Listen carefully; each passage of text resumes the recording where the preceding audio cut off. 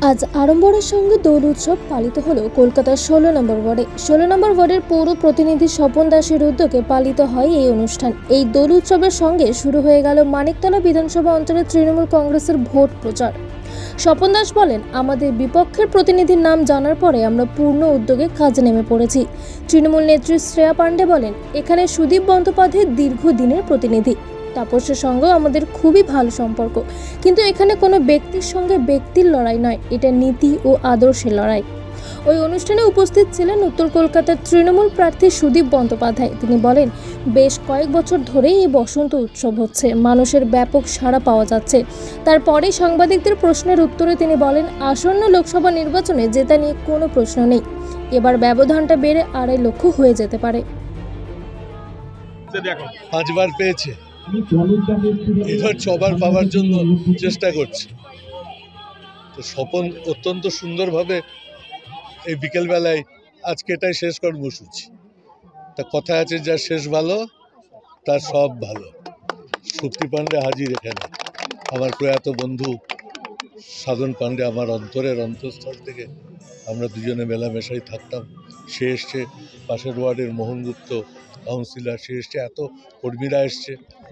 তার এই দোলের উৎসব এবার খুব মাতামাতি হচ্ছে চতুর্দিকে, খুব ভালো।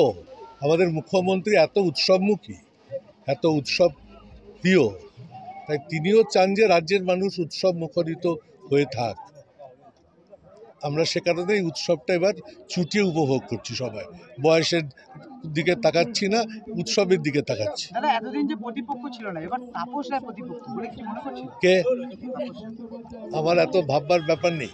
আমি এখন ভাবছি আমার ভোটের ব্যবধানটা 2.5 লক্ষতে তোলা যায় কিনা। আমাদের হয়তো অনুষ্ঠানগুলো যেগুলো করি খুব জাঁকজমক না হলেও আন্তরিকতা থাকে।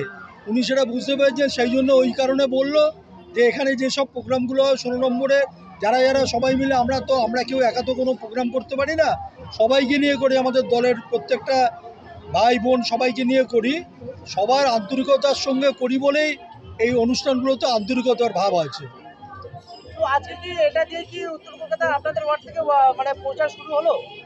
আমাদের প্রচার আগে দেয়াল লিখন শুরু হয়ে গেছে, কর্মী সভা হয়ে গেছে, আমাদের মানিকতলা বিধানসভা কেন্দ্রের কর্মী সভা হয়ে গেছে।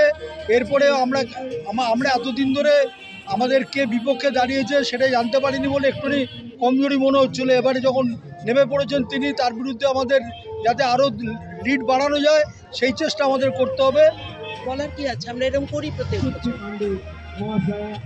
নেতৃত্ব দিচ্ছে, আমাদের ছেলেরা আছে দল বেঁধে, সারা ওয়ার্ড জুড়ে হচ্ছে, সারা মানিকতলা বিধানসভা কেন্দ্র জুড়ে হচ্ছে। সকালবেলা পদযাত্রায় ছিলাম, সেখানে নাচে গানে বাচ্চারা ভরিয়ে রেখেছিল।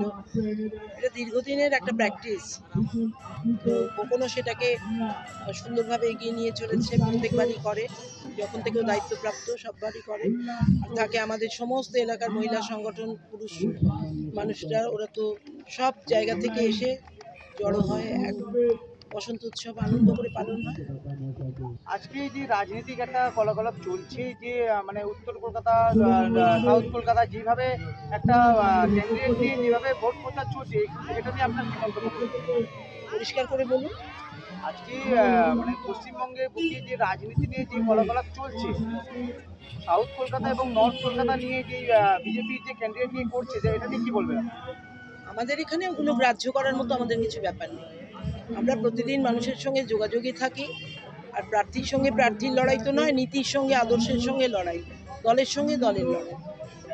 মানুষ বুঝবে, মানুষের নিজের বিচার বিবেচনার শক্তি আছে, তাকে তারা সাপোর্ট করবে যদি কাজ। আজকে বসন্ত উৎসব রবীন্দ্রনাথ ঠাকুরের একটা অন্যরকম উৎসব, কি বলবেন? হ্যাঁ, বসন্ত উৎসব আমাদের ওয়ার্ডে হচ্ছে এবং খুব ভালো লাগছে আজকে এখানে আসতে পেরে, এবং দাদার ডাকে এসছি এখানে। হ্যাঁ, বসন্ত উৎসব আমি অনেক জায়গাতেই ইনভাইট হয়ে গিয়েছিলাম, এতে শ্যাম পার্কে গিয়েছিলাম, এসব গিয়েছিলাম। তবে দুঃখের বিষয় কতগুলো জায়গায় বসন্ত উৎসব বন্ধ হয়ে গেছে। রবীন্দ্রভারতী ইউনিভার্সিটিতে পিডি রোডে বন্ধ। উৎসব মানে রবীন্দ্রনাথ ঠাকুর। হ্যাঁ, ওরে গৃহবাসী খোলদার খোল, স্থলে জলে বনতলে লাগলো যে দোল, রবীন্দ্রনাথেরই সৃষ্টি বসন্ত উৎসব। হ্যাঁ।